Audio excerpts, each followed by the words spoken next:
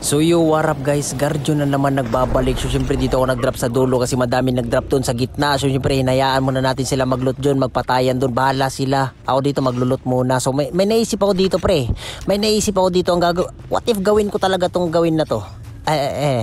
Ang gagawin ko dito ay mag-chopper only tayo. Ubusin natin sila gamit ang chopper na to. Ito baril na to na 100 yung pati nakakapasok dun. Ay, sinasabi ko sa inyo pare.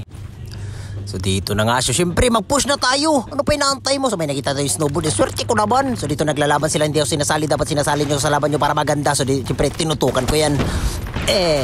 So ang gagawin ko dyan, nag-smoke si Guardio. Tinutukan ko ulit. Nalusaw yung isa. So down one sila dyan. So may isa pa dun sa taas. Sige.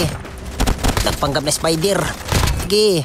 Tinutukan natin dyan para maganda. Ay, sinasabi ko sa inyo pare. So pinagtusan na natin yung dalawa dyan. So may nakita pa ako sa taas. So ano gagawin natin dyan? Umakyat ako. So may trap.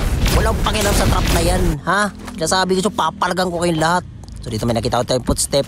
So pinasok na natin yan, ha? Sige, anong gagawin mo sa balitong bala? Sa akin marami. 100 bala nito pare. Tapos papalag ka. Sino ka ba pare hindi palagan?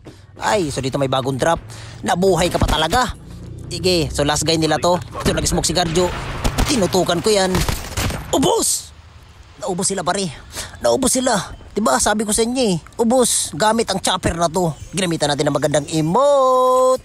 Sinasabi ko sa inyo pare, sino ba kayo para hindi palagan? So dito naman sa dulo may naglalaban, hindi ako sinasali. Siyempre ubusin natin to gamit pa rin yung chopper.